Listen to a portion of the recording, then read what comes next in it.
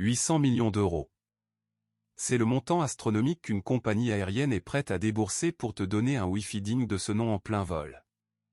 Mais ce n'est pas n'importe quelle compagnie, et ce n'est pas n'importe quel Wi-Fi. Non. C'est Delta, et ils viennent de choisir Amazon pour connecter tous leurs avions. Et là, tu te dis, quoi? Amazon? Mais qu'est-ce qu'ils viennent faire dans le ciel, eux? Et surtout, où est Elon Musk dans cette histoire? Parce que, soyons honnêtes, quand on parle de Wi-Fi par satellite, on pense direct à Starlink, non? Eh bien, prépare-toi, parce que la guerre des constellations de satellites vient de prendre une tournure bien plus personnelle. Et ça va changer ton expérience de vol pour toujours. Ce qui se passe là, c'est pas juste un contrat de plus. C'est un coup de tonnerre dans le monde de la tech et de l'aéronautique. Delta, une des plus grandes compagnies aériennes au monde, vient de jeter son dévolu sur Project QP, le service Internet par satellite d'Amazon. Et ce n'est pas un test. C'est un déploiement massif. Ça veut dire que d'ici quelques années, quand tu prendras un vol Delta, ton Wi-Fi sera propulsé par les satellites de Bezos. Et ça, mon ami, c'est une déclaration de guerre en bonne et due forme à Starlink. Mon analyse, c'est que Starlink a peut-être gagné la première manche sur le terrain des particuliers, mais Amazon a une stratégie bien plus sournoise et potentiellement bien plus lucrative sur le long terme. Tu vois, Starlink s'est d'abord concentré sur le consommateur final, les zones rurales, les bateaux, les camping-cars. C'est super, mais c'est un marché fragmenté, avec des millions de petits clients. Amazon, avec QIP, semble viser les gros poissons dès le départ. Des contrats géants avec des entreprises, des gouvernements, et maintenant, des compagnies aériennes. Pense-y, un seul contrat Delta, c'est des centaines d'avions, des millions de passagers potentiels, et surtout, un revenu récurrent et prévisible. C'est une approche B2B massive, et c'est là que l'argent se trouve vraiment. Et ce que personne ne dit assez, c'est que la force d'Amazon, ce n'est pas juste les satellites. C'est leur écosystème entier. Quand tu utilises le Wi-Fi Amazon en vol, tu ne te connectes pas juste à Internet. Tu te connectes à AWS, à leur serveur, à leur infrastructure cloud qui est déjà partout.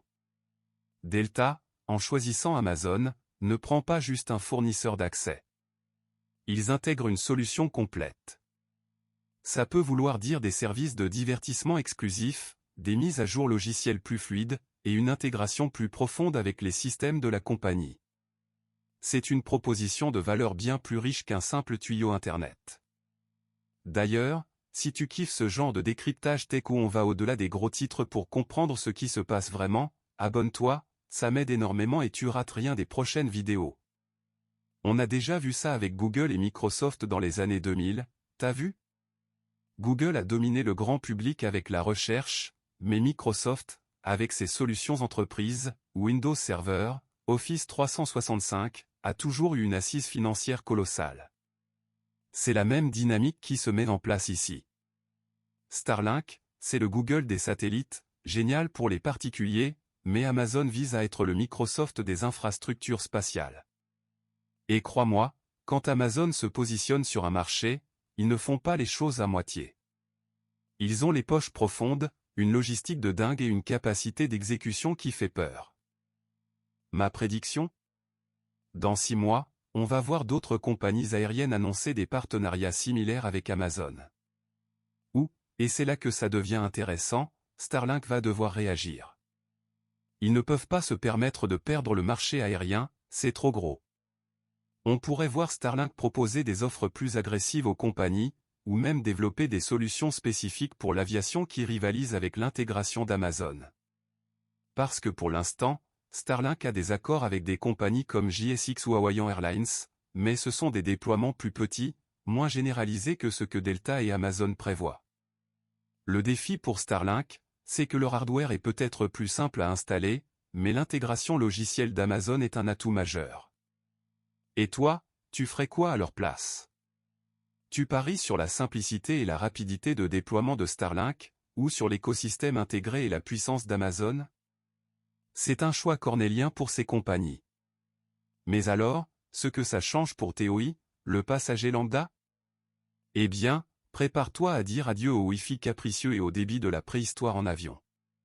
Si Amazon tient ses promesses, et ils ont intérêt, tu pourras streamer des films en 4K, faire des appels vidéo sans coupure, et même travailler efficacement à 10 000 mètres d'altitude. Fini les pages qui chargent à l'infini, les mails qui ne partent pas. C'est une révolution pour le confort en vol. Ça va aussi potentiellement standardiser l'expérience. Au lieu d'avoir des Wi-Fi différents et inégaux selon les compagnies, on pourrait voir émerger des standards de qualité, poussés par cette compétition féroce. Mais attention, ça ne veut pas dire que ce sera gratuit. Loin de là. Les compagnies pourraient inclure ça dans le prix du billet, ou proposer des forfaits premium. Mais au moins, tu auras la garantie que ça marche. Et pour l'écosystème Amazon, ça veut dire que si tu as un compte Prime, tu pourrais avoir des avantages, des contenus exclusifs, un accès prioritaire. C'est ça la force d'Amazon, t'as vu, ils ne pensent pas juste à un produit, mais à une expérience client globale. Moi, ce que j'en pense, c'est que cette décision de Delta est un game changer. C'est le premier vrai coup de poing dans la guerre des constellations, et il vient d'Amazon. Elon Musk ne peut pas ignorer ça.